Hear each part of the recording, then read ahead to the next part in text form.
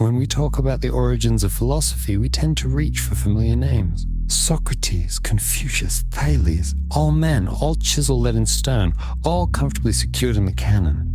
Their words arrive to us as lectures, treatises, dialogues, tidy, preserved, and endlessly dissected. But buried within the ancient hymns of India, concealed beneath centuries of translation and retelling, is a different voice. One that survives not as a systematic philosophy, but as poetry. A voice that doesn't present conclusions so much as provoke discomfort. A voice that belonged to a woman. Her name is Lopamudra. And though history tried its best to file her under myth or decorative spouse, her words resist silence. They linger, sharp, elegant, inconvenient, asking questions that, even now, refuse easy answers. What we know of Lopamudra is frustratingly tangled in the web of Vedic tradition. The Vedic period of India, roughly between 1500 and 500 BCE, was an era of oral transmission, hymns, rituals, and philosophical fragments. The lines between history, legend, and theology were never intended to be clean. But Lopamudra's words, attributed to her in the Rigveda, the oldest surviving Indo-European text, give her a foothold in the philosophical world. One of the earliest women, anywhere, to leave behind recorded thought, the legends describe her as the wife of the sage Agastya, himself a formidable figure in Indian law, revered for his wisdom and austerity.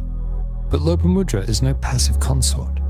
She is a thinker in her own right, a critic of the unexamined life, and, crucially, a challenger of philosophical complacency. Her most well-known contribution is preserved in the form of a hymn, a dialogue really, addressed to her husband. But it's not a tender exchange of pleasantries. It's an argument, delivered with the clarity of someone who refuses to be dismissed. Agastya, the great sage, has devoted himself to relentless spiritual discipline, the austere, fire-like asceticism known as tapas. For him, wisdom is to be found in renunciation, detachment, the withdrawal from worldly distractions. Lopamudra is not so easily convinced. She confronts him with a reminder, or perhaps an accusation, that life is not meant to be an exercise in absence. That human existence cannot be reduced to quiet rejection. That desire, partnership, embodied experience, these two are part of the philosophical puzzle. Her words expose a tension that stretches across human history. The uneasy relationship between the life of the mind and the life of the body, between discipline and desire, between renunciation and engagement. It's tempting to relegate Lopamudra's hymn to the realm of domestic quarrel, a marital squabble dressed up in Vedic poetry. But to do so is to miss the subtle yet profound philosophical negotiation taking place. She isn't pleading for affection. She's interrogating the foundations of her husband's worldview, and by extension, the ascetic tradition itself.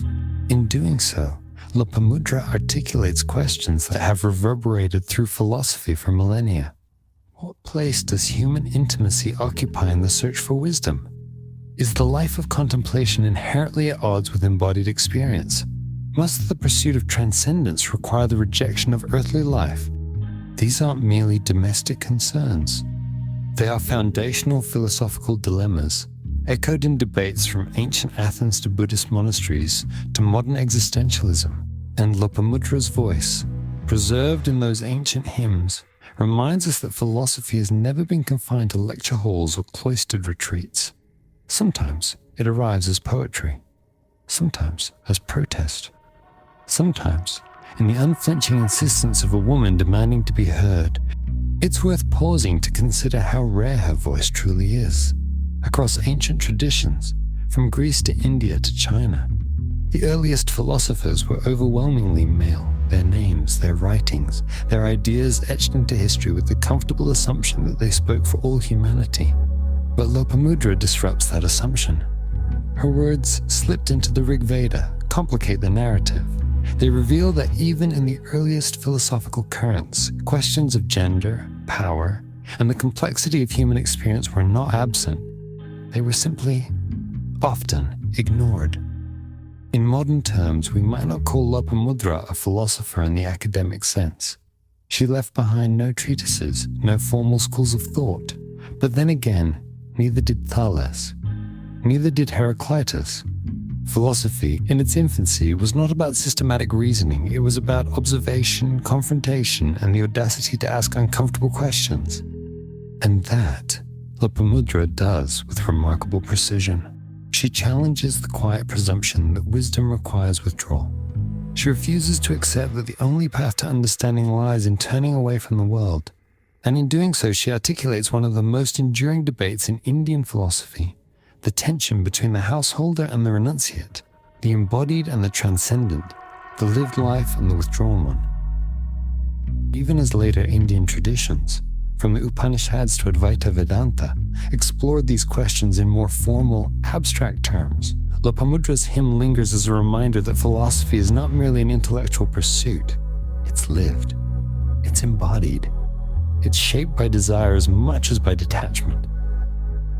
And perhaps most importantly, it is not, and never has been, the exclusive domain of men. Today, Lopamudra's name is faint.